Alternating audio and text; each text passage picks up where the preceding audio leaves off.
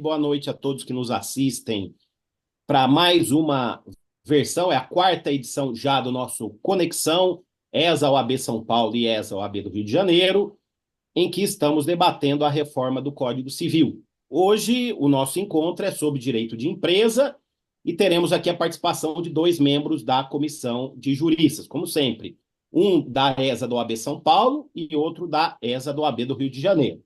Então, pela ESA, pela Escola da OAB do Rio de Janeiro, teremos hoje a honra de receber um grande advogado da área de direito empresarial, um dos principais advogados do país hoje, que é o professor Flávio Galdino, que, além disso, é conselheiro da OAB do Rio de Janeiro, membro da Comissão de Juristas e professor de Direito Processual Civil da UERJ. Boa noite, meu amigo Flávio, meu xará, Galdino, como vão as coisas? Tudo bem? Boa noite, Flávio. Uma honra, um enorme privilégio participar das atividades da ESA de São Paulo. Fico muito honrado de participar com vocês. Muito obrigado pelo convite.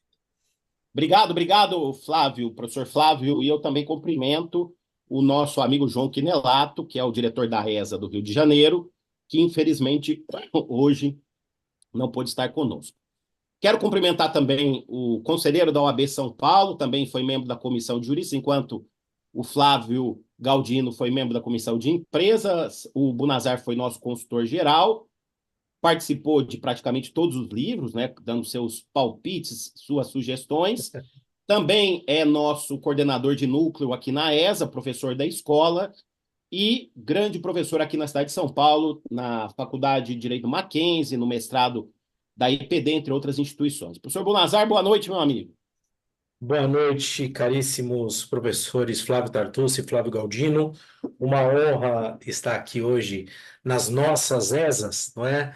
A Escola Superior de Advocacia do grande estado do Rio de Janeiro e a nossa queridíssima Escola Superior de Advocacia aqui de São Paulo. E quero cumprimentar a todos que aderiram ao convite da OAB para estarem aqui conosco discutindo este projeto hercúleo que foi o projeto de atualização e reforma do Código Civil. Muito obrigado. Obrigado, Bonazar. Então, essa é a nossa quarta edição. Na primeira edição, eu e o professor Quinelato tratamos de contratos. Na segunda, Mário Delgado e Ana Nevares sobre sucessões. Na terceira, professor Antônio Reis e a professora Ana Scalchetti de Direito de Família. E agora vamos com o direito de empresa. E nós estamos com a seguinte sistemática aqui, cumprimentando, estou vendo aqui já no chat do YouTube os nossos vários amigos aqui presentes, né? O Wagner, a Roseli, a Véria Maria, o Thiago Stropa, o Edmilson Mendes mandou um abraço aqui, seu aluno, viu, Bonazar? Então, nós teremos 20 minutos, Que honra. 20, 25 minutos, vocês estão livres, né? Primeiro para o professor Flávio Galdino, que é nosso convidado, e depois o professor Maurício Bunazar para tratar de qualquer tema que vocês quiserem, ou visão panorâmica das alterações de direito de empresa, né? Eu acredito que nós teremos aqui exposições sobre o livro específico e também sobre os contratos empresariais, que eu acho que essa mudança é muito importante e é um dos grandes méritos da reforma. Então, primeiro eu passo a palavra para Flávio Galdino, mais uma vez, uma honra tê-lo aqui, para suas considerações sobre o livro Direito de Empresa na reforma do Código Civil. Obrigado, Flávio, mais uma vez, a palavra é sua. Obrigado, Flávio. Obrigado, Maurício. Antes do mais, eu quero reiterar, Flávio, meu agradecimento pelo convite. Eu tenho o privilégio de ser conselheiro da Ordem dos Advogados há quase 20 anos, participar das atividades da ESA intensivamente no Rio de Janeiro. Eu presidi a comissão de ensino, a banca do exame, enfim, tanto tempo na ordem que eu já esqueci tudo que eu fiz, mas é um privilégio sempre. Eu não imagino que haja em nenhum outro país uma organização de advogados tão atuante, tão participativa como a Ordem dos Advogados brasileira. De certa forma, todos nós que somos advogados formados em outros estados temos uma boa inveja da Ordem dos Advogados de São Paulo, da ESA de São Paulo. A Ordem dos Advogados de São Paulo é a maior instituição da advocacia no mundo. Não há padrão comparativo em outros países. Dizem que na Índia tem mais advogado. aqui no Brasil, mas os dados, se você entrar no site lá da Ordem dos Advogados da Índia, o site não é tão confiável assim. No caso da Ordem dos Advogados de São Paulo, nós estamos diante da maior instituição da advocacia brasileira e provavelmente da maior instituição da advocacia mundial. Algumas subseções da OAB, Flávio, de São Paulo, são maiores do que seções estaduais, seccionais da Ordem. Então, é um privilégio, fico muito honrado com o convite, ainda mais para falar aí sobre o projeto do Código Civil, de revisão do Código Civil, em que eu tive a honra de ser comandado por você. Então, fico muito honrado com o convite.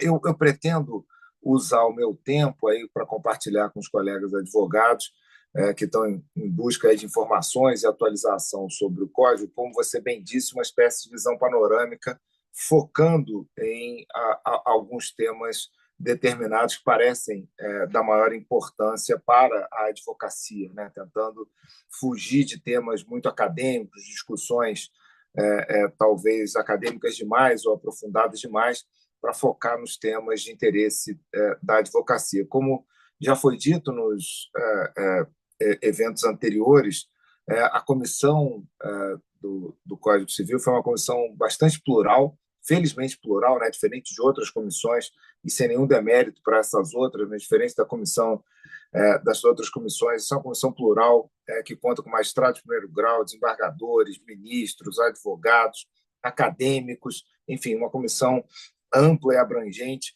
e ela teve essa virtude de se dividir em subcomissões que submeteram propostas aos relatores gerais, e essas propostas, afinal, depois de revista pelos relatores gerais, o professor Flávio e a professora Rosa Nery, foram submetidas ao crivo da comissão.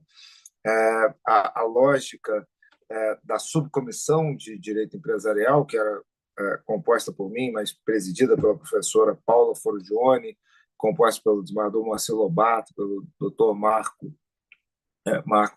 Vinícius Furtado Coelho, presidente do Conselho Federal da Ordem dos Advogados, doutor Daniel Carne, ex-magistrado, hoje advogado. O propósito da comissão era incorporar ao Código Civil a jurisprudência formada ao longo de anos no Superior Tribunal de Justiça, em outras áreas, inclusive no Supremo Tribunal Federal, e aumentar os padrões de segurança jurídica nas atividades empresariais do país. Esse foi o nosso norte, o nosso foco, e desde logo quero dizer, quase como um depoente, né, quero depor, no sentido de que me parece que o objetivo da comissão terá sido alcançado. A premissa, meus amigos, do direito empresarial é muito importante, não só para a advocacia, mas para a sociedade de um modo geral. A gente acaba dando muita atenção para as sociedades anônimas, que obviamente são veículos de investimento muito importantes no país, principalmente as sociedades anônimas abertas, com ações negociadas em bolsa, mas os regimes societários, nas formas societárias, as sociedades, o tipo de empresa regulados pelo Código Civil, eles ocupam mais de 85% da atividade econômica brasileira. São os maiores empregadores do país, são os maiores recolhedores de tributos do país.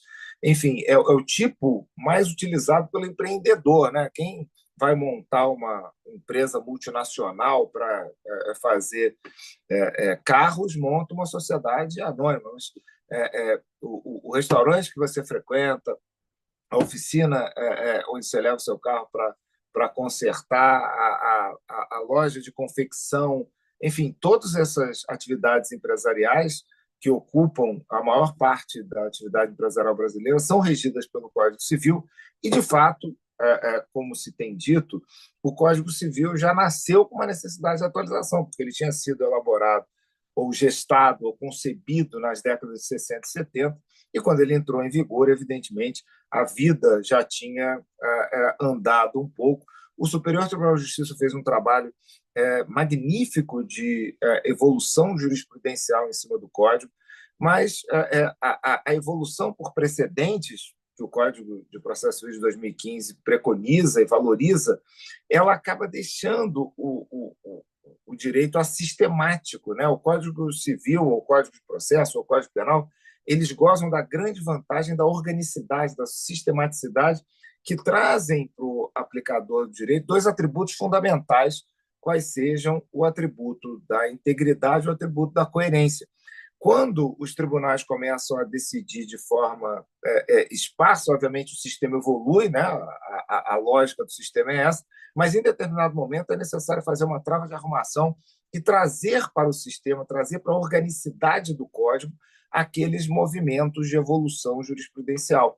Eu tendo a acreditar que o momento é muito oportuno para fazer isso no Código Civil como um todo, e especificamente na área de direito da empresa, com a vantagem de que, além de incorporar aquilo que tivesse sido objeto de evolução ao longo dos anos, é possível atualizar efetivamente o Código Civil no que diz respeito a evoluções tecnológicas que, eventualmente, demoram a ser incorporadas pelo legislador. Né? Entre o dia que alguém inventa a inteligência artificial e o dia que alguém consegue regular isso de forma eficiente, vai um hiato relevante.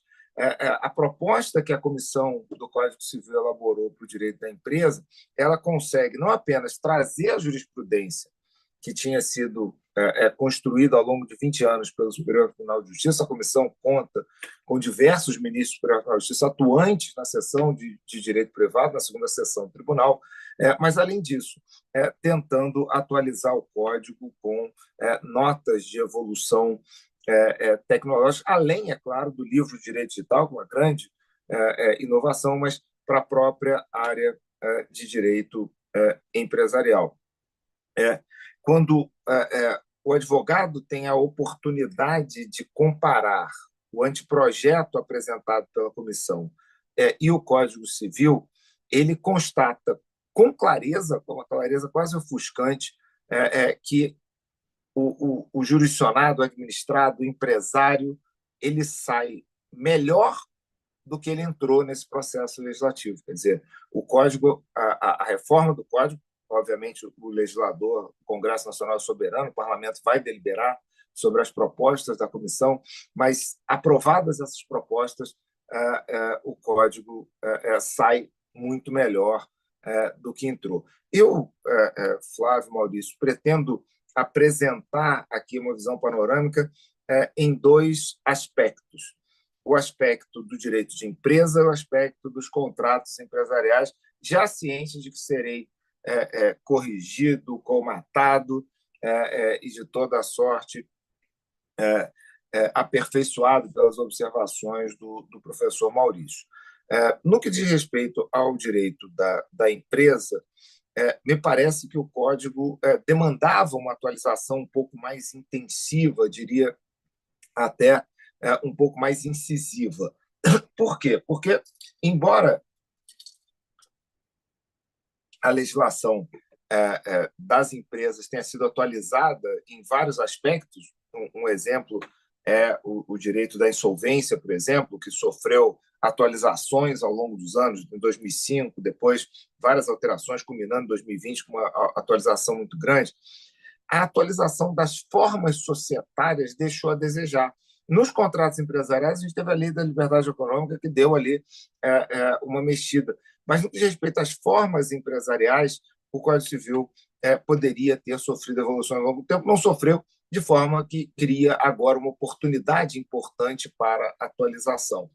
Dentro do livro do Direito da Empresa, eu destacaria também três movimentos que me parecem relevantes. O primeiro, o estabelecimento ou a referência, a declaração de uma principiologia própria para o direito da empresa. É o que quem tiver a oportunidade de verificar lá no site do Senado, do anteprojeto, será o artigo 966-A do Código Civil. Esse dispositivo, na linha das mais modernas legislações, procura estabelecer um conjunto de princípios que serve de norte para a interpretação a ser dada ao livro do direito da empresa como um todo, à Constituição, à vida e até ao encerramento das sociedades. Né? Quer dizer, a lógica dos princípios é muito importante, porque é impossível ao legislador regular cada um dos pequenos itens, dos pequenos problemas que ocorrem no ambiente empresarial. O legislador tenta, ele vai colmatando as lacunas, mas ele precisa oferecer ao intérprete, oferecer ao legislador um conjunto de princípios que permita ao legislador resolver os problemas, mesmo quando há uma norma específica. E os princípios incorporados ou sugeridos pela comissão, eles cumprem esta função, diria eu, uma grande contribuição do anteprojeto. O anteprojeto ressalta, e esse vai ser o meu terceiro ponto, a força obrigatória dos contratos. O anteprojeto ressalta a liberdade e a simplicidade das formas, o direito à concorrência, ou seja, a livre concorrência, várias garantias ou várias nuances que estão observadas no texto constitucional e que agora passam também a ser objeto de tratamento pelo legislador ordinário através do Código Civil, que é, no final do dia, o estatuto da vida cotidiana, seja da vida da família, da vida da propriedade, seja da vida da empresa também, nesse modelo societário mais simples que é utilizado pela maior parte das pessoas que empreendem, que realizam atividades empresariais no Brasil. Então, a principiologia do artigo 966-A tende a influenciar sobremodo a interpretação e a aplicação do direito empresarial, assim como nós temos esses princípios no âmbito do direito consumidor, no âmbito dos juizados especiais, no âmbito da arbitragem, enfim, nas várias searas do direito, o direito empresarial no Código Civil passa a contar também com essa principiologia muito importante para a aplicação da lei. Demais disso, num segundo nível de observação, o código ou a proposta, o anteprojeto, aperfeiçoa o nascimento da empresa, a vida da empresa e o eventual encerramento, ou, se me permitem a expressão, a morte da empresa. Se observarem o anteprojeto, ele estabelece requisitos um pouco mais detalhados para a constituição da empresa. A comissão do Código Civil realizou audiências públicas e reuniões, várias, as mais profícuas, com diversos setores da sociedade. A Subcomissão de Direito Empresarial se reuniu especificamente com as agências de registro do comércio e se reuniu com diversos tribunais do país, Tribunal de Justiça de São Paulo, Tribunal de Justiça de Minas Gerais, Tribunal de Justiça do Rio de Janeiro, com diversos tribunais que atuam. Eu diria que esses três tribunais, por exemplo, movimentam talvez mais de 70%, 80% do movimento de direito empresarial no país, e nós fomos capazes de ouvir e absorver o que havia de problema no que diz respeito à constituição de sociedade. Então, o código, a proposta altera o código para otimizar a constituição de sociedade e fazer constar dos contratos sociais diversas normas que tendem a otimizar a vida e, eventualmente, até o encerramento. Então, uma alteração simples à guisa de exemplo. Quando se registrar uma sociedade, será necessário indicar endereços eletrônicos para comunicação dos atos societários. O Conselho Nacional de Justiça editou norma recentemente estabelecendo a obrigatoriedade da instituição de endereços eletrônicos para comunicações processuais para todas as pessoas que litigam em processos judiciais no país. Ora, nada mais lógico do que as empresas realizarem as suas comunicações ordinariamente através de endereços eletrônicos. A lógica das comunicações, de outra forma, está completamente ultrapassada. Evidentemente, em 2002, ou até antes, quando o Código foi concebido, não havia esses modelos de comunicação mais eficientes, então o Código necessitava desse instituto. O Código passa, o anteprojeto passa a prever, por exemplo, a escolha desde o início, desde a constituição da sociedade, pela técnica da arbitragem como método de solução de controvérsias, ou não, o que é muito usual no âmbito do direito das sociedades anônimas e pode ser usual também no âmbito das outras formas societárias. O Código passa a prever que é requisito para o registro, para a constituição de uma sociedade, que haja a indicação da técnica de dissolução dessa sociedade, a apuração de haveres para a dissolução da sociedade, tema que eu volto adiante quando estiver tratando da morte da sociedade. Mas vejam, a lógica é de atribuir segurança jurídica para que, já no momento da constituição da sociedade, várias decisões que influenciam a vida da sociedade em modo posterior elas sejam efetivamente incorporadas e adotadas. Quer dizer, o objetivo é atrair para a constituição da sociedade o maior grau de segurança jurídica possível.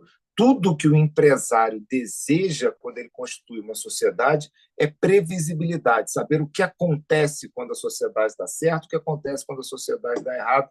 E o anteprojeto de Código Civil, de revisão do Código Civil, ele adota essa premissa, trazer segurança jurídica para o momento de constituição das sociedades. Mais ainda, para a vida da sociedade. O modelo de regulamentação da vida das limitadas no Brasil, ele vem de longa data e ele está nitidamente anacrônico. Eu brinco com os meus alunos, quando estou lecionando, que eu já fiz várias assembleias de sociedades anônimas ao longo da vida, mas assembleias e reuniões de limitadas são raríssimas, elas não acontecem, elas são feitas de papel, né? As pessoas circulam papéis, esses papéis são assinados e depois eles produzem os seus efeitos. Por que não incorporar essa lógica ao direito vigente, ao Código Civil? Então, o Código estabelece a possibilidade, o projeto estabelece a possibilidade de reuniões de papel mesmo. As pessoas aprovam através de documentos e esses documentos depois produzem os seus efeitos, são levados aos registros próprios e produzem os seus efeitos. As comunicações passam a ser feitas por meio eletrônico. As reuniões, diz o anteprojeto, serão feitas de modo preferencialmente virtual, sendo, obviamente, facultada a possibilidade de realização no modelo híbrido quando algum interessado entender que é imprescindível. O exemplo é o das reuniões das deliberações acerca da exclusão de um sócio. Evidentemente, essa é uma matéria muito sensível, alguém pode requerer que ela seja realizada de modo presencial. Mas, nos dias de hoje, em que nós temos sessões de julgamento por meio virtual, que nós temos congressos valiosos como este, realizados de modo virtual, eu quero dar um dado para os senhores. O direito ainda não contempla essa possibilidade, mas hoje no Brasil mais de 60% das matrículas de nível superior são realizadas em modo virtual através do ensino à distância. Então, por que nós vamos obrigar as pessoas a se deslocarem às sedes das sociedades para fazerem reuniões, para deliberarem sobre matérias de interesse social, quando elas podem fazer isso de modo virtual, ou quando elas podem até fazer de papel, né? Ou simplesmente aprovar documentos e levar a registro. Ainda quanto à vida das sociedades, muito importante que o Código Civil, que pelo menos o anteprojeto do Código Civil tenha incorporado algumas evoluções que não vêm nem da jurisprudência, que vêm dos senhores, vêm da prática dos advogados brasileiros, que incorporaram as sociedades do Código Civil acordos de cotistas, cotas preferenciais e outras figuras que acabam andando à margem da lei. Como disse, o objetivo fundamental é incorporar a jurisprudência e trazer segurança jurídica para o aplicador, para o empresário. Se a gente pratica já na vida empresarial os acordos de cotistas, se a gente pratica já na vida empresarial as cotas preferenciais, por que não trazê-las para o Código? Nesse ponto também está de parabéns a comissão por ter incorporado essas figuras ao anteprojeto e trazendo assim segurança jurídica para quem tem a vida, o dia a dia empresarial. E, por fim, quanto a este ponto, mas não menos importante, é de se ressaltar a grande contribuição que o anteprojeto traz no que diz respeito à extinção, ou pelo menos à dissolução total ou parcial das sociedades, e me refiro especificamente neste passo aos critérios para a apuração de haveres na sociedade. Quem milita nesse segmento do direito empresarial sabe que esse é o principal problema de litígios nas sociedades reguladas pelo Código Civil. A Subcomissão de Direito Empresarial teve a oportunidade de realizar reuniões com os tribunais do Rio, de São Paulo, em Minas Gerais, com diversos círculos acadêmicos nesses estados. Eu diria que houve pelo menos uma centena de magistrados e professores participando dessas reuniões, mais de uma centena, mas vou ser econômico aqui no número, e unanimemente houve a indicação de que o principal problema da vida societária nos tribunais, ou seja, aquilo que chega à apreciação dos tribunais, diz respeito aos critérios de apuração de haveres. Aqui, de novo, uma observação muito importante, adotada como premissa pela subcomissão, infelizmente acolhida pela comissão, quanto à força obrigatória dos contratos. Quer dizer, quando as partes contratantes deliberam acerca de um determinado critério para a apuração de haveres, e, como disse antes, não será mais possível registrar um contrato sem a indicação de um critério para a apuração de haveres, esse contrato deve ser observado pelo Judiciário. As nossas conversas, nossas audiências com os tribunais indicam uma tendência, talvez, de certa forma, estimulada pela redação do Código de Processo Civil, que é de 2015, posterior, portanto, ao Código Civil, no sentido de atribuir ao juiz alguma espécie de poder extraordinário para intervir na utilização ou na escolha do critério para apuração de haveres.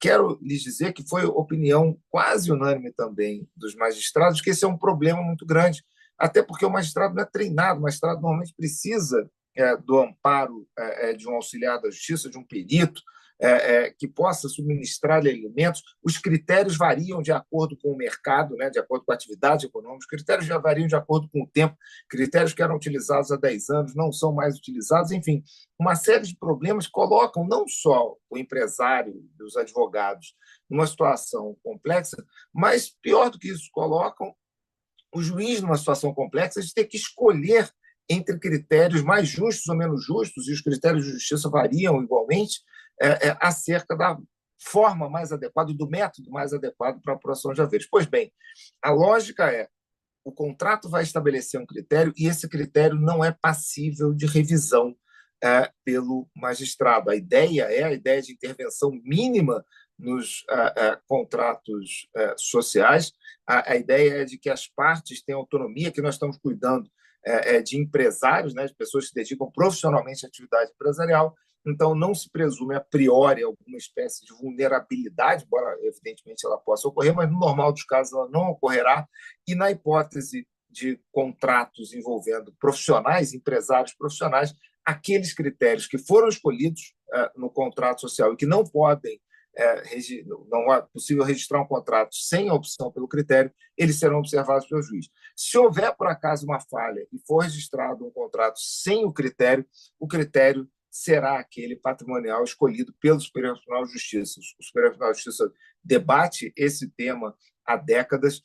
Em mais de uma decisão, ele escolheu um critério, que é a utilização de um balanço patrimonial para aferição do valor, e, evidentemente, a função da comissão era, de certa forma, incorporar a jurisprudência do Superior Tribunal de Justiça, e ela, então, está incorporada. Então, deixa de haver dúvida quanto a qual será o critério aplicado à apuração de haveres. Ou bem será o critério estabelecido no contrato, que não pode ser revisto a prioristicamente, ou bem será o critério oriundo da orientação fixada pelo Superior Tribunal de Justiça, e, nesse ponto, me parece que andou bem. Por fim, não poderia deixar de fazer uma breve referência aos contratos empresariais.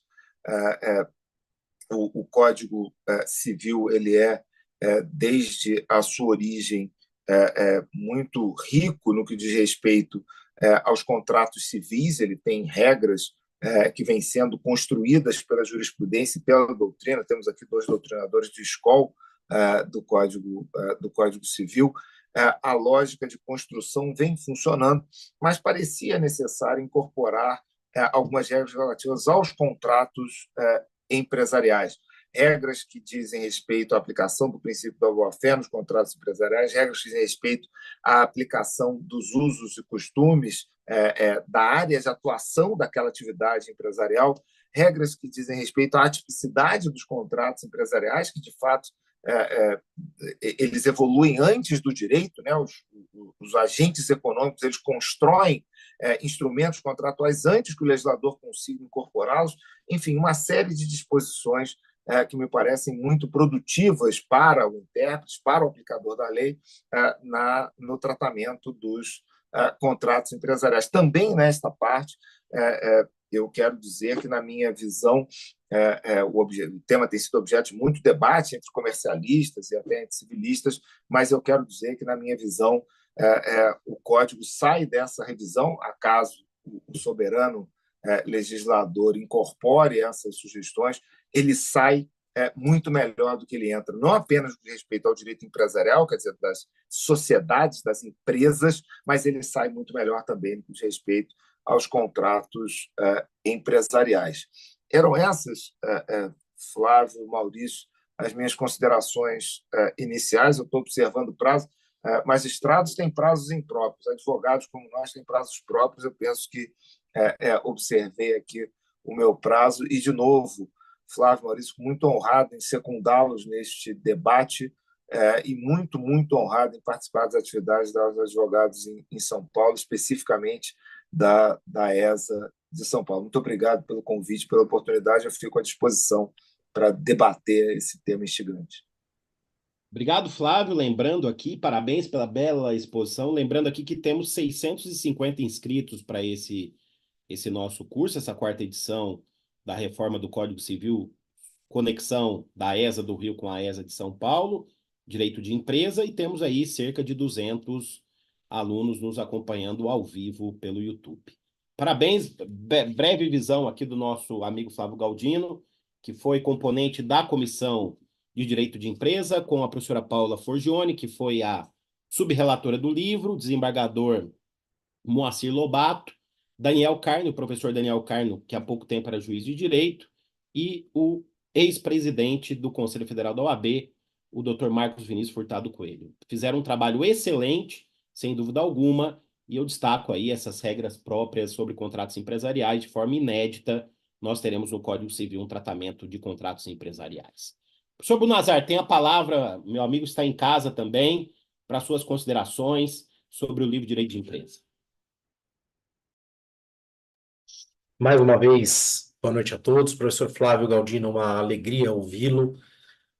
Sua exposição foi absolutamente abrangente e uma grande oportunidade para todos, muito especialmente para mim, é verdade, mas para todos poder ouvir um membro tão atuante da comissão falar deste livro que é o coração da economia brasileira, né, que é o direito de empresa.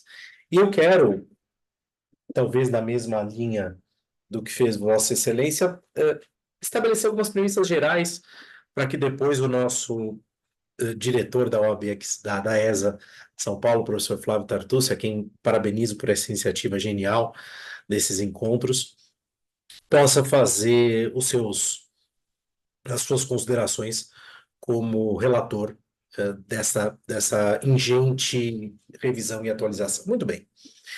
Eu gosto sempre de lembrar uma frase, alguns dizem que é do Ripert, outros atribuem a outros autores, é irrelevante. A autoria da frase é relevante, o que interessa é que ela diz uma verdade, né? Diz que quando o direito ignora a realidade se vinga ignorando o direito, né?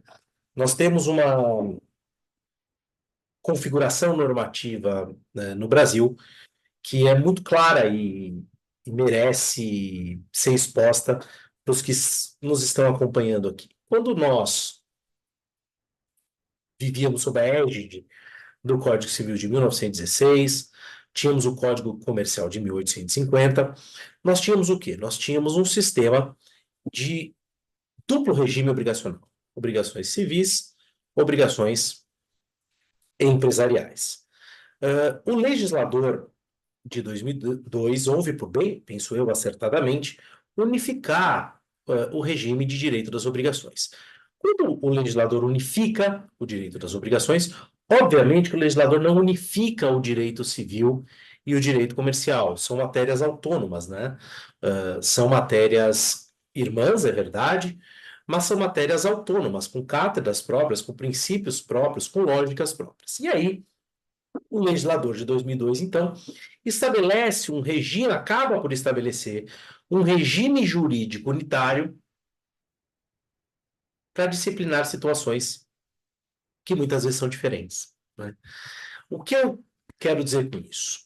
Quando o Código Civil unifica, em 2002, o direito das obrigações, ele estabelece dentro de si, né, dois, e posso dizer apenas dois, modelos contratuais gerais, né? Quais são os modelos? São os contratos de adesão ou por adesão, como preferirem, e os contratos paritários. Então, os contratos civis ou empresariais, eles podem ser, na atual lógica do Código Civil vigente, ou contratos por adesão ou contratos paritários. Se forem por adesão, sofrem a investida de dois dispositivos importantes, os artigos 423 e 424, certo, Flávio? Que dizem o quê? Não é? Se a contratação for por adesão, eu interpreto o negócio jurídico de maneira mais benéfica ao aderente. E se houver renúncia prévia a direito do aderente, essa renúncia é tida por nula. Muito bem. Só que este regime, a despeito dessa distinção, é insuficiente para disciplinar questões várias, não é? Eu não posso imaginar que o contrato entre duas pessoas que estão vendendo um automóvel uma para outra possa seguir rigorosamente os mesmos princípios, as mesmas orientações do que um contrato que trata de uma fusão ou de uma aquisição de uma grande companhia por outra grande companhia. E vou mais longe. Eu não posso sequer imaginar que a relação entre duas multinacionais se submeta às mesmas regras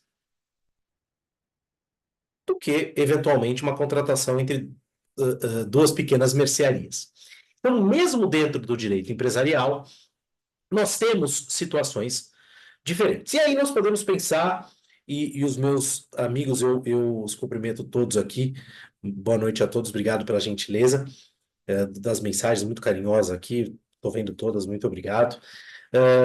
Quando nós pensamos no direito de empresa, né, nós podemos fazer uma clivagem que os italianos gostam muito entre contratos para a empresa, contratos para a constituição da empresa e contratos da empresa, não é? E quando nós pensamos, e eu começo do segundo momento para voltar para o primeiro e bater num ponto que foi muito bem tratado pelo Dr. Galdino, quando nós pensamos em contratos da empresa, ou seja, o que é a empresa, não é? A proposta da comissão altera e altera até significativamente o conceito de empresa. Olha só. Olha o que diz o 966, né? A redação atual é: considera-se empresário quem exerce profissionalmente atividade econômica organizada para a produção ou circulação de bens ou de serviços. Vem o 966 e diz: considera-se empresa, não é? Então não vai definir empresário, vai definir empresa. Considera-se empresa a organização profissional de fatores de produção que, no ambiente de mercado, exerce atividade de circulação de riquezas com escopo de lucro e prestígio aos valores sociais do trabalho e do capital humano. Perfeito? Este conceito parte da ideia de empresa como organização econômica dos fatores de produção ou de circulação, evidentemente, que está implícito aqui. E aí nós temos a empresa como um dos polos de contratação. E aí, quando nós temos um contrato tipicamente empresarial? Quando esse contrato é celebrado entre duas empresas, né? Conceito batido e rebatido pela nossa professora Paula Forgione em suas obras, né? A professora Paula, como disse o professor Flávio Tartucci, o professor Flávio Galdino, foi subrelatora do livro de Direito Empresarial. E aí nós temos que imaginar o que nós temos em matéria de contratos empresariais. O que eu gostaria que vocês retivessem? Eu gostaria de chamar a atenção para vocês para o artigo 421, sempre agora, tá, pessoal? De acordo com o que está na proposta de atualização. O artigo 421, no seu parágrafo 1º, afirma o seguinte: nos contratos civis e empresariais paritários, prevalecem o princípio da intervenção mínima e da excepcionalidade da revisão contratual.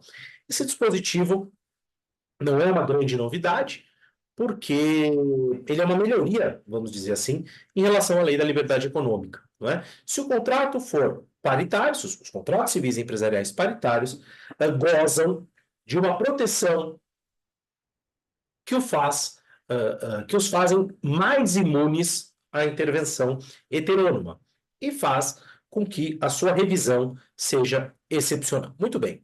Eu aproveito, não é o tema da minha exposição, mas eu quero falar muito rapidamente sobre o parágrafo 2º, porque há algumas pessoas que estão criticando muito duramente o parágrafo 2º do artigo 421. O parágrafo 2º diz o seguinte: a cláusula contratual que violar a função social do contrato é nula de pleno direito.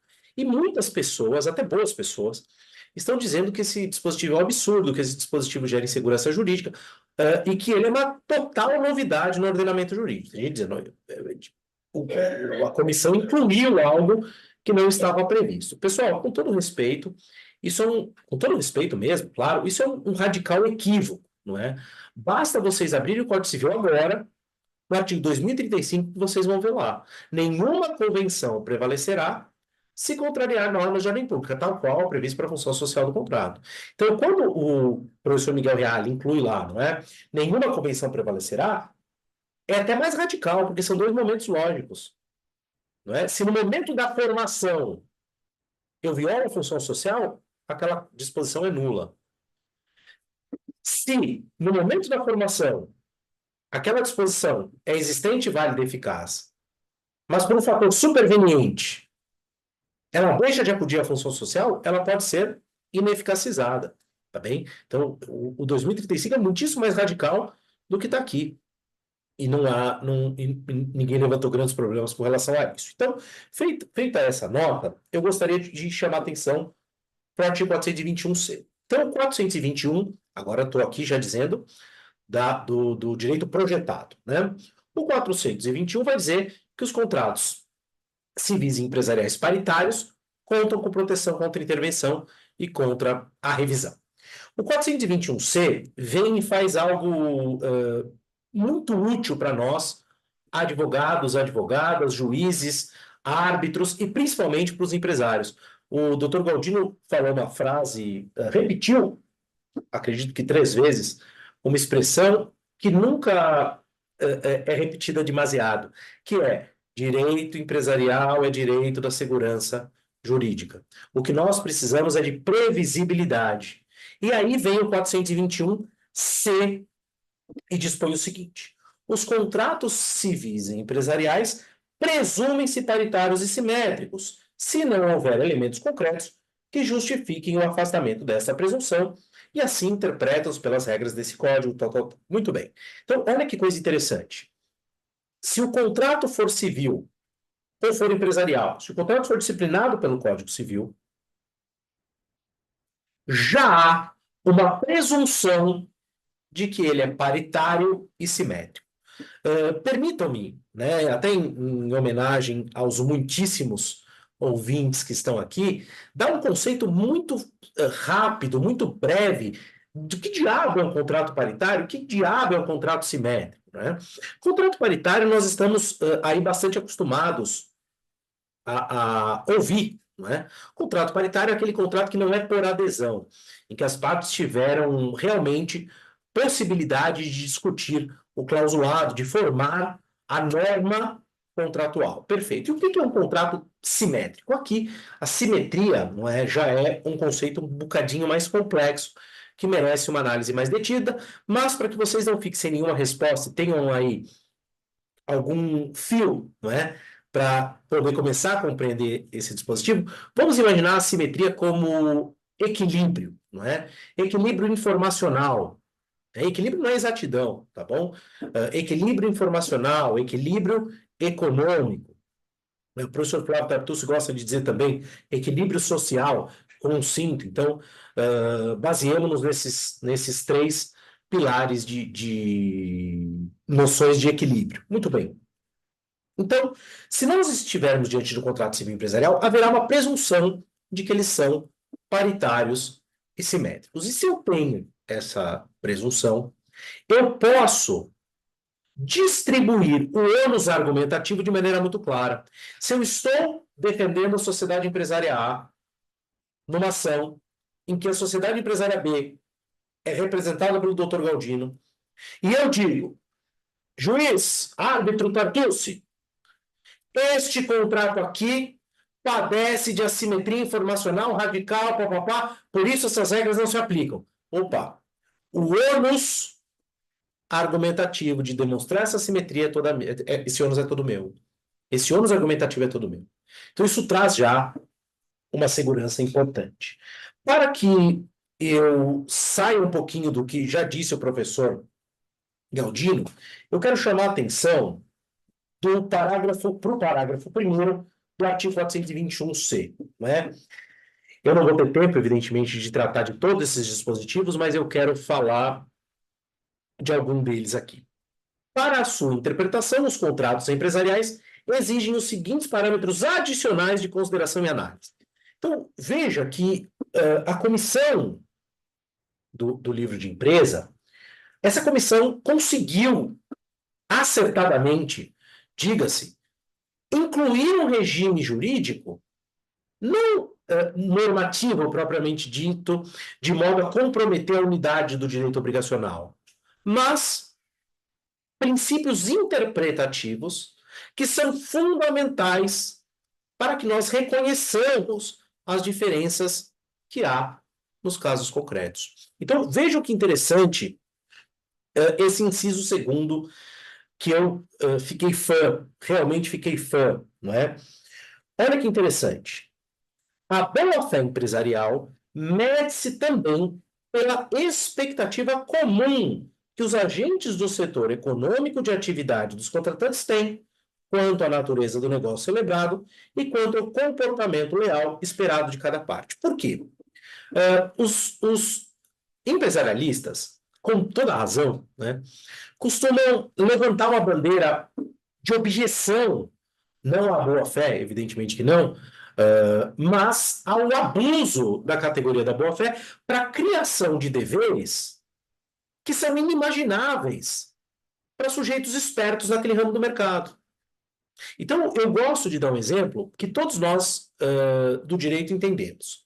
Vamos imaginar que nós aqui, vocês estão nos assistindo, nós sejamos contratados para advogar para uma senhora, para um senhor, para um empresário irrelevante, não é? Qual que é a nossa obrigação? Nossa obrigação é dizer, olha, os riscos da demanda são esses, tal, tal, tal, e se você perder, você pagará custas e honorários de advogado. Se você não informar isso, você está violando um dever de informação. Sem dúvida nenhuma que você está. Agora, vamos imaginar que o Dr. Flávio Galdino bata na minha porta e diga, Bunazar, olha só, eu sofri um problema no meu escritório e eu gostaria que você demandasse meu sócio e tal. Dr. Flávio Galdino, professor da UERJ, membro da Comissão de Direito Civil, mestre, doutor, o homem é uma sumidade. E aí eu litigo, eu advogo para ele, e ele é condenado a pagar custas e honorários de advogado. E eles, olha, Bunazar, você não me disse que eu teria que pagar isso. Você violou o dever de informação. Faz algum sentido dizer que eu violei o dever de informação nesse caso? Você acha que eu posso dizer para um advogado experimentado, ou para um juiz, ou para um desembargador, para quem eu eventualmente venha advogar, que ele deve arcar com custas e honorários de advogado? Ora, faça-me favor. É a mesma coisa entre negócios empresariais complexos. Os empresários conhecem o mercado melhor do que nós, advogados. E por isso as regras da boa-fé, elas não são diferentes para eles. Mas elas têm intensidade, obviamente, intensidade variável, conforme o caso concreto. Então, isso aqui de dizer, juiz, por favor, tá? Não existe um padrão de boa-fé. Não existe um único padrão de boa-fé. Existem vários padrões de boa-fé, conforme os vários ramos da atividade. Poderia dizer, o médico não é obrigado a informar para o outro os riscos de uma anestesia. Para nós, ele é. E assim, sucessivamente. Para que eu não fique apenas nos contratos empresariais, eu quero chamar a atenção para um ponto aqui que me é muito, muito caro, né? Nós que lidamos com direito de família e direito empresarial, sofremos com, desculpe, Galdino, que eu vou dizer agora, não é? Os processualistas, né? Lá, com o Código de Processo Civil de 2015, incluíram uma regra lá de apuração de haveres e tal.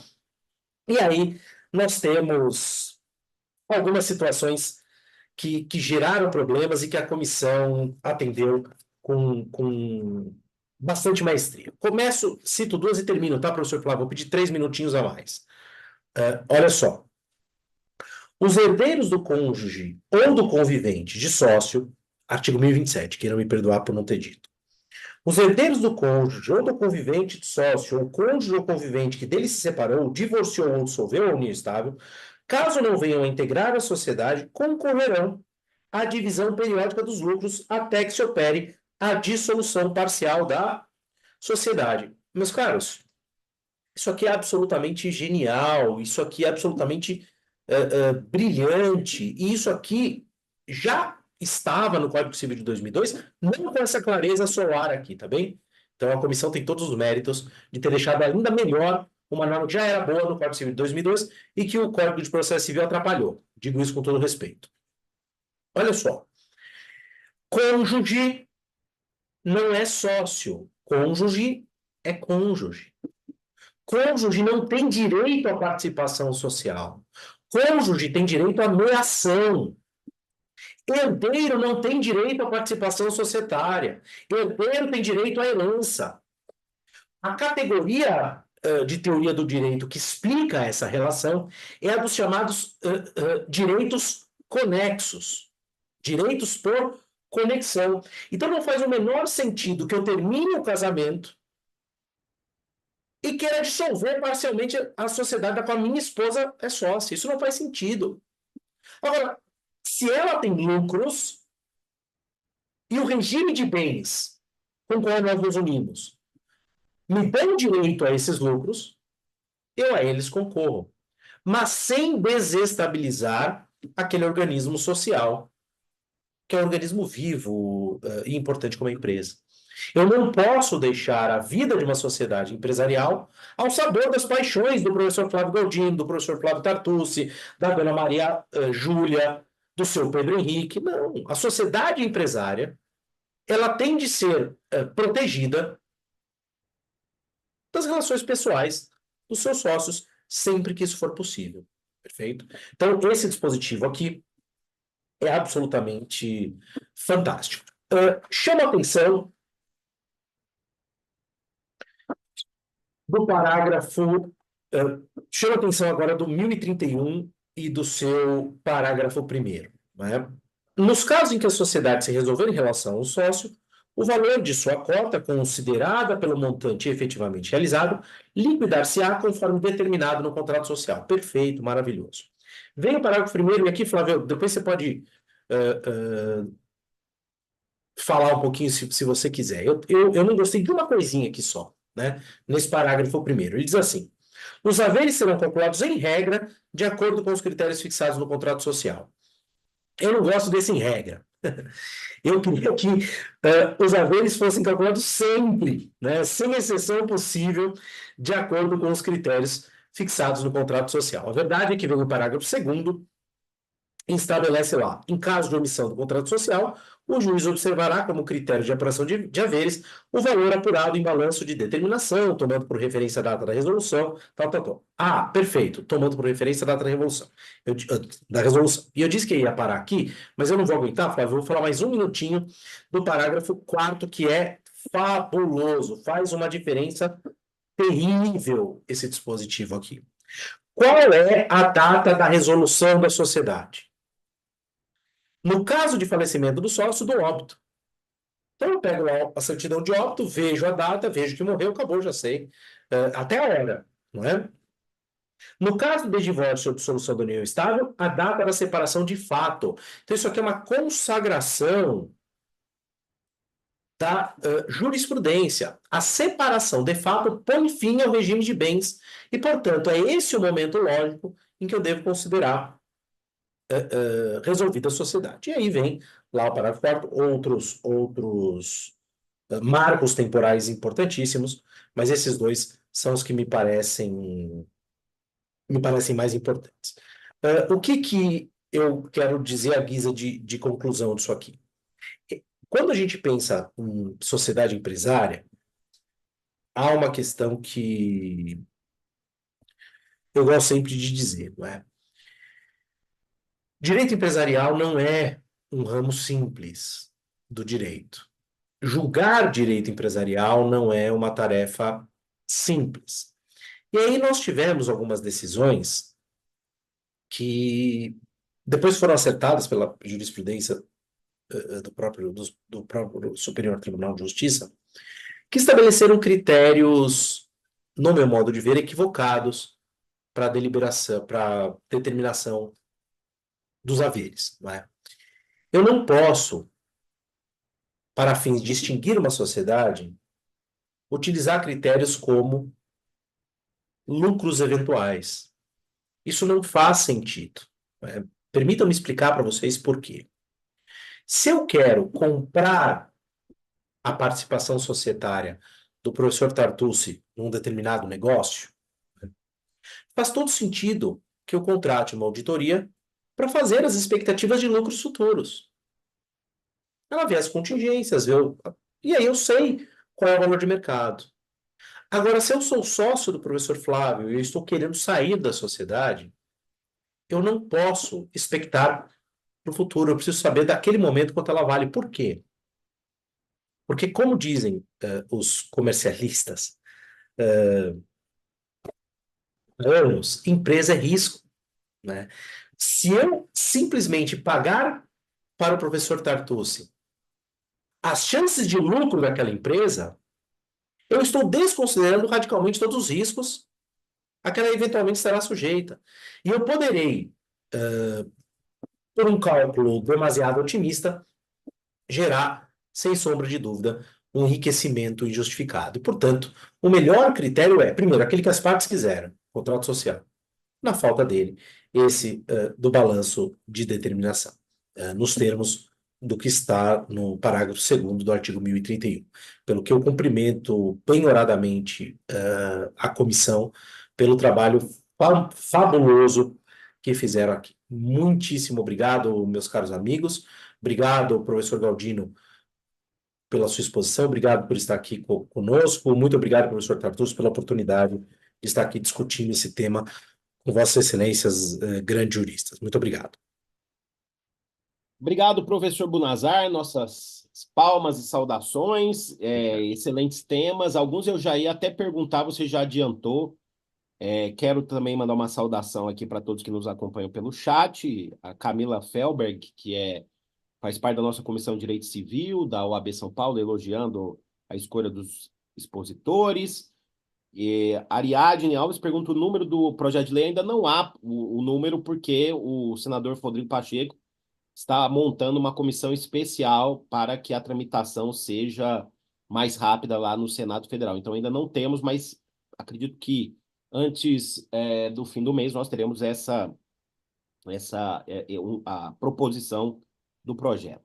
Trazer uma dúvida para ambos, primeiro o Flávio, depois o Bunazar, sobre esse 421C, sobre essa menção da boa-fé nos contratos empresariais, né, que é uma proposição que vem da Subcomissão de Direito de Empresa, que tinha uma ideia mais ampla, né, de regras quanto a contratos empresariais.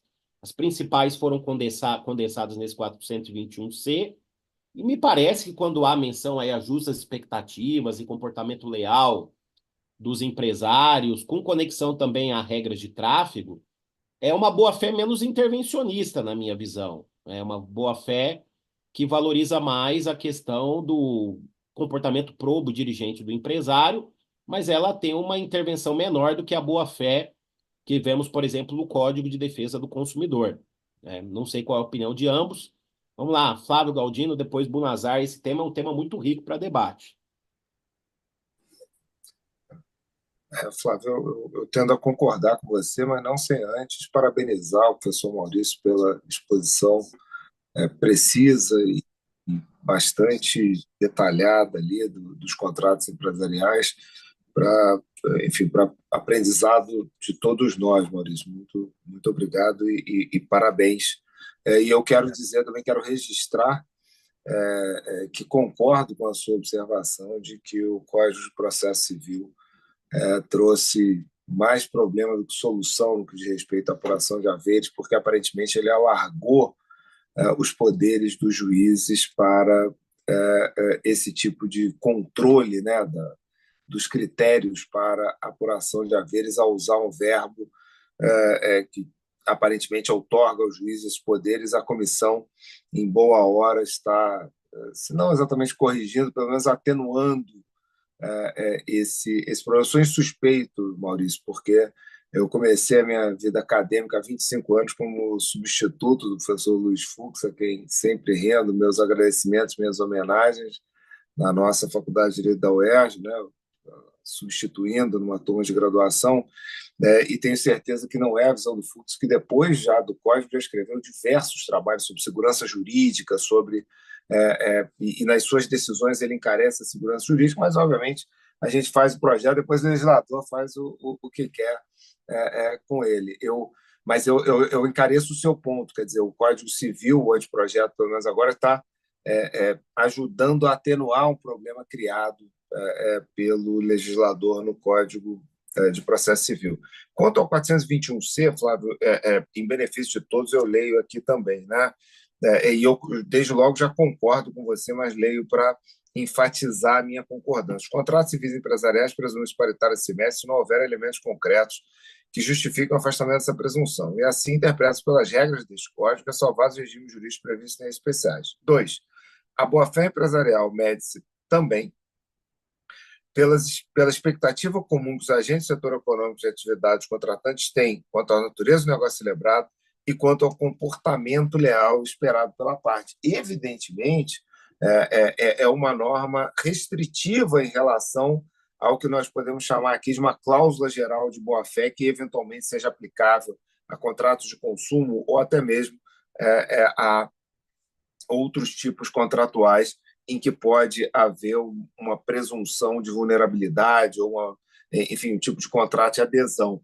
Me parece que essa cláusula delimita a boa-fé, e essa é uma preocupação, como o professor Maurício colocou, dos comercialistas em geral, de limitar a intervenção, né, de fazer com que a intervenção seja mínima, ou pelo menos seja a intervenção mais reduzida possível. A boa-fé, quando ela estabelece esse tipo de parâmetro com base na expectativa que os agentes daquele setor econômico têm, ela impede que critérios alheios àquela atividade econômica eventualmente sejam investigados e sejam aplicados àquela situação. Como o professor Maurício bem colocou num exemplo relativo aos advogados, nós podemos exemplificar também com outras atividades. Quer dizer, imaginar que a gente aplica aos contratos entre empresas, vamos dizer, no setor farmacêutico, onde há um elevadíssimo grau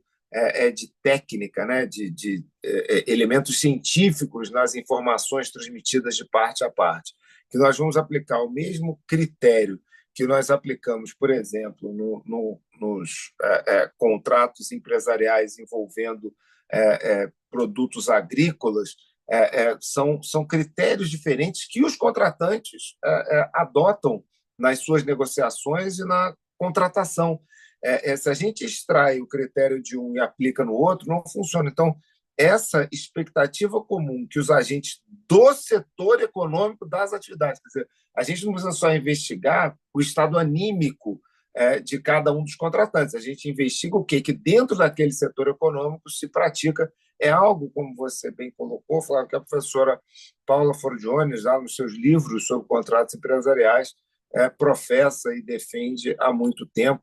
E, como disse o professor Maurício, parece que a comissão andou muito bem em incorporar essa medição da boa-fé a partir de determinado setor econômico e a partir da expectativa do agente econômico, reduzindo a intervenção ou reduzindo o poder de criatividade. Eu dizia, Flávio, se você me permite, eu não quero me alongar, mas eu dizia numa palestra sobre o Código que, em matéria de direito empresarial, e a propósito ali dos critérios de apuração de haveres, que o Maurício felizmente concordou comigo, senão eu estaria reprovado aqui na prova, eu diria que no direito empresarial nós deixamos a criatividade para o empresário.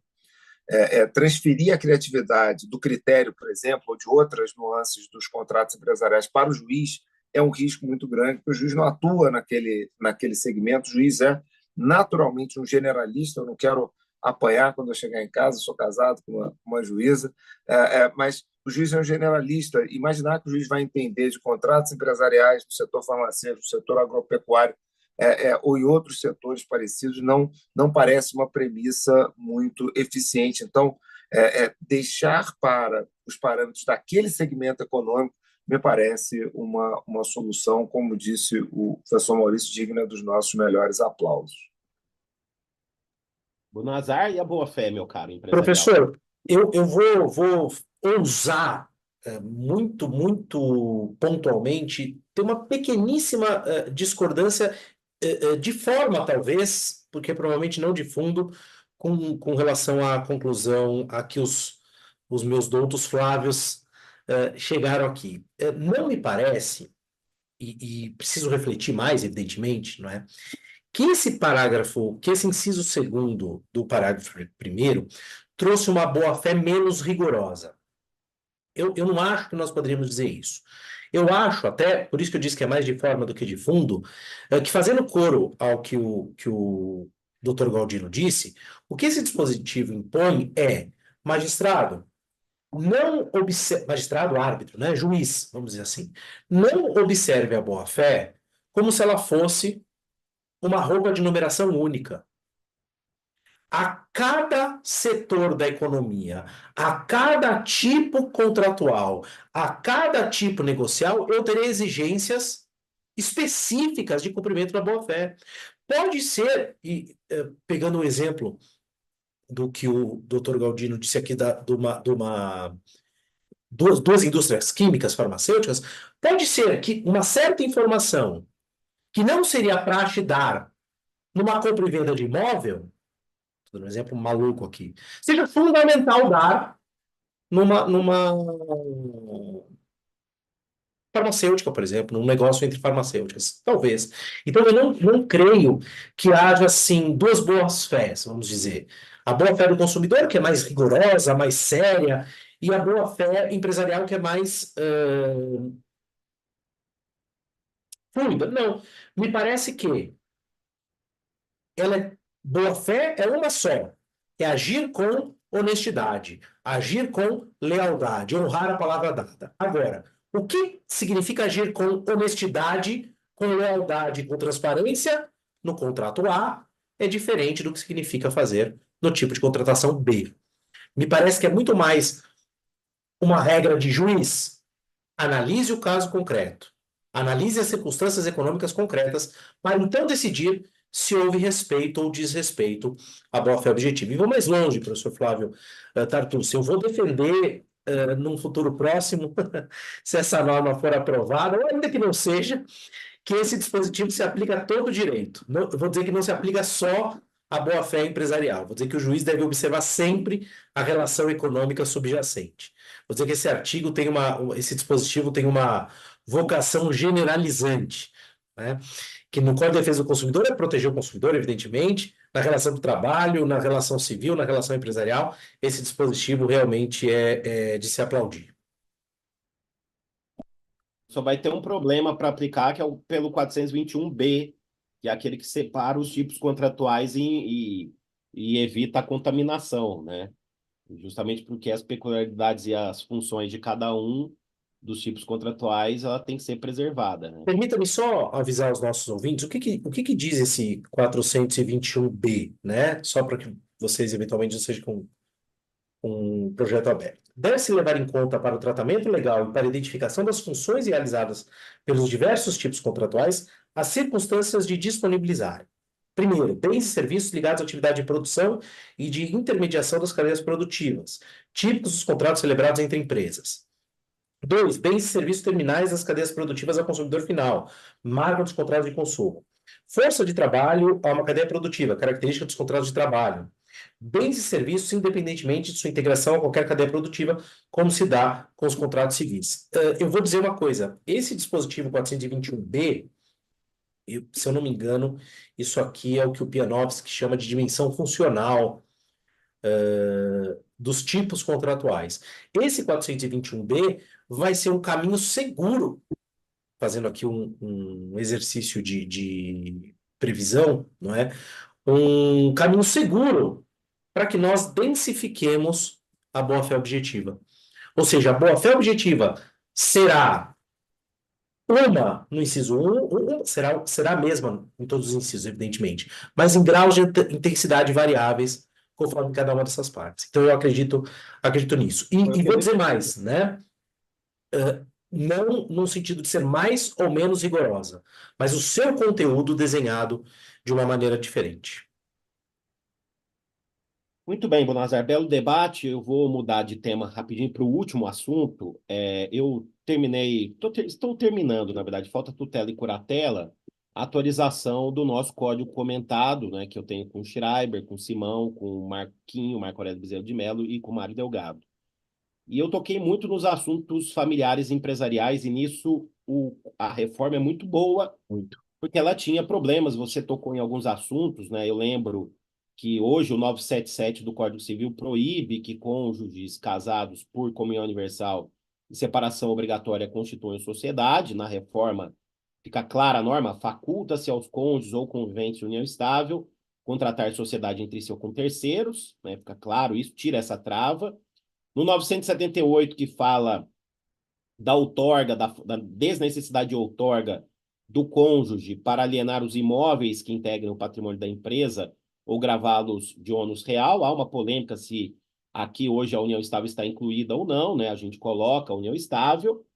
E vários outros artigos, né? O Bunazar tocou aqui em um deles, né? O 1027, o 1028. E eu quero aqui destacar um tema que foi um dos temas do Mário Delgado no congresso do IBDConte, que aí eu quero ouvir ambos, que é o artigo 1028, parágrafo 4º. 1028, parágrafo 4º. O Mário Delgado comentou, né? O Mário Delgado, no congresso do IBDConte semana passada, Instituto Brasileiro de Direito Contratual, ele pontuou alguma no painel, aliás, com a professora Paula Forgione e também com o professor Xandro, né? Ele pontuou a importância desse artigo, né? Que, aliás, todo mundo sabe, existem vários pedidos hoje de inclusão de cláusulas de sucessão contratual, né? Eu fui vencido aqui numa ressalva que eu acho que deveria constar, mas eu acho que ela é implícita. Então, 1028 ele prevê, né? No caso de morte de sócio, observar-se-á, quanto à transmissão das cotas sociais, substituição do sócio e pagamento de haveres aos herdeiros, o que dispuser o contrato social. Já é assim, né? Acho que sim, né? Já é assim. Acho que só com alteração de redação, pegar aqui o 1028, mas acredito que não falha a memória, já é assim. Mas o parágrafo 4º, aqui o 1028, o parágrafo 4º é que traz aí uma das principais inovações, que vem da comissão, mas vem também do Mário Delgado, essa proposta. A redação é que, na verdade, tem 3 incisos no 1028, e há uma concentração no caput, né? Hoje fala, no caso de morte de sócio, liquidar-se-á a cota, salvo se o contrato dispuser diferentemente, se os sócios remanescentes optarem pela dissolução da sociedade, se por acordo com os herdeiros se for regulada a substituição do sócio falecido. A subcomissão de empresa mandou mais detalhada essa regra, muito mais completa, e o parágrafo 4º, sim, aí foi uma proposta do Mário Delgado, que depois a subcomissão concordou. Acho que foi isso, viu, o Galdino? Se eu estiver errado, você me corrija, por favor. Porque eu não fui o primeiro relator de empresa, foi a professora Rosa. Mas o parágrafo 4º ficou: a sucessão contratual dos sócios ou administradores, quando expressamente regulada nos instrumentos societários, far-se-á automaticamente após a abertura da sucessão, independentemente de autorização judicial, né? Eu queria que vocês comentassem essa regra, que é muito comum nas alterações mais recentes de contratos sociais, mas se é possível sempre excluir o cônjuge, como se tem visto, e excluir, né? Eu atuo aí para algumas empresas do agro aqui no interior de São Paulo, fui consultado, inclusive, excluir filho havido, herdeiro, filho havido fora do casamento, né? Se essa cláusula seria válida ou não, seria nula ou não. Então, queria ouvir os dois e também comentários sobre o que quiserem falar sobre esses assuntos que eu destaquei aqui. Então, agora vamos inverter. Primeiro o Bunazar, depois o Flávio. Obrigado, professor Flávio Tartus, por ter me colocado numa fogueira. A minha internet está caindo, eu estou saindo. Essa questão que o senhor coloca aqui é muito interessante e merece atenção, né? Vamos lá ver. Vamos separar esse dispositivo e tentar interpretá-lo da melhor maneira possível. A sucessão contratual dos sócios administradores, quando expressamente regulada nos instrumentos societários. O que nós estamos tratando aqui? Nós estamos tratando da possibilidade de um contrato social conter uma disposição sobre o que acontecerá com a cota de determinado sócio quando do seu falecimento. Então, diz lá, em falecendo o sócio tal, a sua participação societária irá para o sócio, aliás, irá para o sócio tal, ou irá para a pessoa tal que está fora da sociedade, etc. Eu vou começar a problematizar uma outra situação e volto para essa que o professor Flávio diz, né?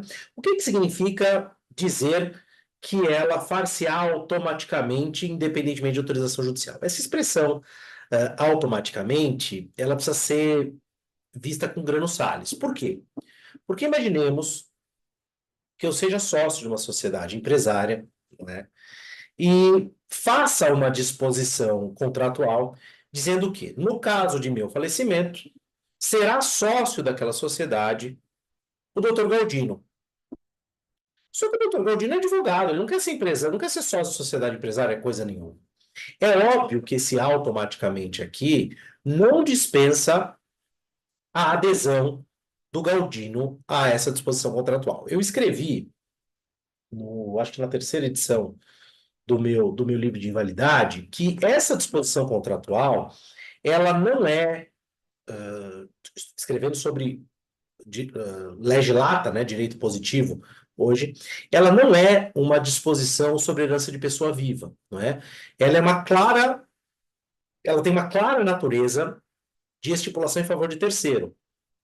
Ela tem uma natureza de estipulação em favor de terceiro, e aí o terceiro beneficiário teria de aderir a ela e sofrer todas as consequências ali. Então, esse automática não significa que a pessoa passa a ser sócio imediatamente, né? Agora, enfrentando a questão posta pelo professor Flávio Tartucci. Aqui, nós temos que interpretar esse dispositivo, eu não vou dizer de maneira restritiva, nem vou dizer de maneira teleologicamente corretiva. Eu vou dizer de maneira estrita, não é? A sucessão contratual dos sócios, né, quando expressamente, faz-se automaticamente. Espera lá, a sucessão contratual dos sócios segue todas as regras de sucessão. Então, eu tenho de respeitar aqui o direito à legítima e tenho de respeitar ordens de vocação hereditária, indisputavelmente, né? Então, sob pena dessa disposição ser ineficaz. Eu não tenho, ou eventualmente até nula, a depender do quantum de extrapolação aqui. A gente optou pela ineficácia, né? Então, eu acredito aqui que isso vai ser ineficaz, não é? Agora, o que essa norma está dizendo? Como eu interpretaria essa norma, não é? Não havendo extrapolação da legítima, a sucessão seguirá aquilo disposto no contrato social, não se configurando como pacta corvina. Ponto. Não é? E lembrando que a adesão à entrada do novo sócio não é automática, depende da sua vontade. Não sei se você ouviu o que eu disse aqui. Eu disse que essa norma, eu escrevi sobre isso. Na minha opinião, ela tem uma clara natureza jurídica de estipulação em favor de terceiro. Então, portanto, teria que contar com essa adesão do terceiro. Me parece isso. O que o senhor acha, professor Galdino? Quanto à caracterização, professor Maurício, eu tendo a concordar, né? Quer dizer, os sócios reunidos celebram um contrato, estabelecem uma vantagem, uma situação jurídica de vantagem para o terceiro, ou uma exploração em favor do terceiro. Mas eu acho que a pergunta do Flávio, me corrija, professor, se eu estiver errado, tem a ver mais com o automaticamente. E, embora, professor Maurício, eu subscreva suas observações quanto à necessidade de respeito às regras do direito sucessório, muitas das quais são normas de ordem pública, portanto, condicionam ali a celebração desses contratos, inclusive de estipulações a favor de terceiro, inclusive de contratos sociais, eu tendo a acreditar que essa disposição ela tem a preocupação de lidar com uma situação de ordem prática. E aí eu já rendi minhas homenagens à professora Paula, rendo agora ao desembargador Moacir Lobato, um homem, professor de Direito Comercial com larga experiência como advogado e depois como magistrado junto ao Tribunal de Justiça de Minas Gerais, que tinha essa preocupação, e aí dando um passo atrás, não só com a operacionalidade das dissoluções, mas com os critérios para dissoluções quando eles variam de fundamento. Então, quando alguém está se retirando, pede para sair ou pratica um ato que leva à sua exclusão, nós temos uma forma de tratamento. Quando a pessoa morre, eventualmente tem uma forma de tratamento diferente. Quando é o caso de uma separação, e aí o professor Moacir Lobato tinha uma preocupação muito grande com violência de gênero, que acabou acolhida pela subcomissão e depois pela comissão, tem um tratamento ainda diferente. Então, eu tendo a acreditar que esse dispositivo tem esse tipo de preocupação muito específica. E ele diz com a necessidade de não deixar a sociedade, a empresa, acéfala durante o processo sucessório. Então, quando se diz ali a sucessão dos sócios administradores com expressamente regulados pelas societárias facear automaticamente após a abertura da sessão, o automaticamente tem a ver com a necessidade de se fazer com que a sociedade continue operando independentemente da sucessão. Eu concordo plenamente, professor Maurício, com a sua observação de que se essas regras eventualmente contratuais violam normas cogentes do direito sucessório, eventualmente elas vão se tornar ineficazes.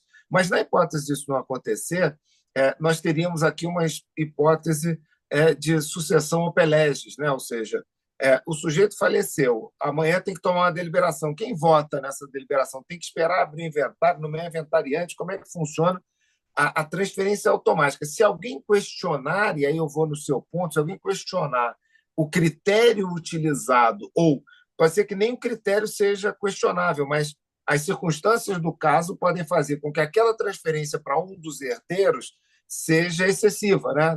Extrapole os limites, e aí, nesse caso, eventualmente, isso vai ser considerado ineficaz. Mas a regra tem um viés de ordem prática, eu aprendo sempre e vi várias vezes durante a comissão a discussão sobre a operabilidade, né, do Código Civil, lá relembrando o Insigne Miguel Reale. A lógica do dispositivo é tornar a transferência operacional de forma mais ágil, evitando as agruras ali de algum tipo de procedimento sucessório que pode deixar, durante um determinado período, a empresa a servo. Basta imaginar uma sociedade com dois sócios, se um vem a falecer, enquanto se otimiza a sucessão, a gente não consegue, eventualmente, realizar atos. Então, tendo a acreditar que isso resolve um problema de ordem prática. E aí a comissão está, de novo, de parabéns por ter se preocupado com diversas matérias de ordem prática que facilitam a vida de nós outros advogados, estamos aqui presentes, mas principalmente facilita a vida do empresário. Alguma consideração, Bonazar? Não, vou só dizer o seguinte, Flávio, você está coberto de razão. Isso automaticamente é fantástico dizer, ó, independentemente de decisão judicial, né? A outra parte, aderindo à nomeação, opera e pronto. Impugnações são a posteriori e sem eficácia obstativa. Perfeito, é exatamente isso. Você me permite uma observação? Eu tive um caso, primeira vez em 27 anos de atividade profissional, em que 4 herdeiros de um empresário renunciaram à herança porque a empresa podia vir a falir e eles não queriam ter responsabilidade naquele ambiente. E aí surgiu essa situação a que você se refere. Quem pensa que isso é uma elucubração acadêmica, não é, isso acontece na vida prática. O seu ponto é muito importante, embora esteja elíptico no dispositivo, ela é automática, mas o sujeito tem que aceitar, né? O sujeito tem que aceitar a herança e, obviamente, ele tem que aceitar essa condição de sócio, né, prevista no contrato. Eu subscrevo integralmente a sua observação. Muito bem, muito bem. Então, eu quero aqui só pegando o chat, meus caros. Estão perguntando o link do projeto de lei, tem lá na bio do meu Instagram, viu? Flávio.tartus, você tem acesso rápido para ler o texto final. A tramitação ainda continua, começa no Congresso Nacional, e teremos outros debates, né? Foi dito aqui, inclusive, pelo Flávio, citando o grande ministro Fux, né? O projeto, a gente não sabe o que o Congresso faz com ele, mas cumprimos a nossa missão, sem dúvida alguma. E cumprimos nossa missão aqui também hoje. Essa foi a quarta edição, portanto, do projeto Conexão OAB São Paulo, ESA OAB São Paulo, ESA OAB do Rio de Janeiro, que está debatendo a reforma do Código Civil. Os senhores puderam perceber vários avanços no livro Direito de Empresa, né? Com algumas ressalvas de posições de um ou de outro. Eu acho que o trabalho foi excelente da Comissão de Direito de Empresa para destravar várias coisas em prol da operabilidade, para trazer mais investimentos para o país, para, digamos assim, assegurar a segurança jurídica e a previsibilidade. Nós tivemos alguns debates muito intensos, mas acho que o trabalho foi excelente, como foi hoje aqui o nosso debate também. Excelente. Quero agradecer a todos que estiveram presentes e fazer um agradecimento especial também ao João Quinelato, que é o diretor da ESA, nosso querido amigo civilista de tantos anos que já nos conhecemos. Ficamos muito felizes quando ele assumiu a ESA da OAB do Rio de Janeiro e já começamos com esse projeto, já nesse ano, logo que ele assumiu. Vamos dar uma parada agora no mês de julho, porque alguns tiram férias, é o meu caso. E em agosto voltaremos com 2 edições. Uma com direito digital e outra sobre responsabilidade civil. Nós pretendemos fazer também direito das coisas, obrigações e parte geral e encerrar aí praticamente todos os livros do Código. Então, para as suas considerações finais, primeiro o nosso amigo professor Flávio Galdino, depois o professor Maurício Bunazar, e eu encerro agradecendo aos dois. Muitos elogios pelo debate muito técnico, preciso que nós tivemos na noite de hoje. Um aviso para vocês, 5 dias, uma semana, essas edições já atingem mais, fica lá no YouTube mais de 1.000 visualizações muito rapidamente. Temos aí até com 5.000 já visualizações. Vamos lá, Flávio. Obrigado, hein, mais uma vez pela sua presença, meu xará. Flávio, eu que agradeço a honra de conversar com vocês, debater com o professor Maurício, que eu sou leitor e admirador. Tive a honra de ser comandado por você nessa comissão, junto com o ministro Salomão, o ministro Pelizzi, a professora Rosa. Como eu disse, eu tenho feito esse esforço de releitura, né? A gente fica, às vezes, muito mergulhado dentro de um assunto e depois a gente tem que sair um pouco dele para olhar de cima, né? Aquela visualização. Eu estou convencido de que o direito da empresa sai desse anteprojeto muito melhor do que entrou, o que é um benefício para os advogados, para os aplicadores, para os comercialistas de modo geral, mas, acima de tudo, é um benefício para o empresário, né? Para aquele que opera esse sistema na vida prática. Então, eu fico muito feliz de participar aí desse debate. Como eu disse, sou integrante como advogado, como conselheiro da Ordem há quase 20 anos. Eu fico muito honrado de participar desse debate com o professor Maurício, com você, nessa que não canso de repetir, a maior instituição de advogados, provavelmente, do mundo. Uma honra, Flávio, uma honra, Maurício. Muito obrigado a todos que me concederam a honra da atenção. Vai lá, Buna. Muito bem. Primeiramente, agradecer à Escola Superior de Advocacia de São Paulo, à Escola Superior de Advocacia do Rio de Janeiro, Galdino, Tartucci, uma grande alegria para mim ter convivido com vocês naqueles dias intensos de debates e uma honra poder, nesse momento aqui, um pouquinho mais calmo, discutir o texto do código, analisar e poder apresentá-lo para a comunidade jurídica tão bem representada na figura dos nossos ouvintes aqui. Então, muito obrigado a cada um de vocês, né, que estão aqui, todos vocês, Dr. Benjamin Katz, advogado que eu conheço há tantos anos, tantos que estão aqui no chat e tantos outros que assistirão essa exposição. Muitíssimo obrigado a cada um de vocês e professor Flávio Tartucci, saiba que quantas vezes me convidar, tantas estarei aqui. Muitíssimo obrigado a ambos, meus amigos. Obrigado, pessoal. Obrigado a todos que acompanharam. Obrigado aí, equipe da ESA, Adriano, nosso coordenador, Rui, equipe. Obrigado mais uma vez. Nota 10, deram um show e assista quantas vezes você quiser para acompanhar as mudanças da reforma do Código Civil. Repito, link está lá na bio do meu Instagram, @flavio.tartucci, com todos os artigos que aqui comentamos. Paramos no mês de julho, agora de 2024, né? Porque depende, esse vídeo fica muitos anos. Voltamos em agosto com o direito digital. Obrigado, pessoal. Até uma próxima. Foi uma honra e uma alegria.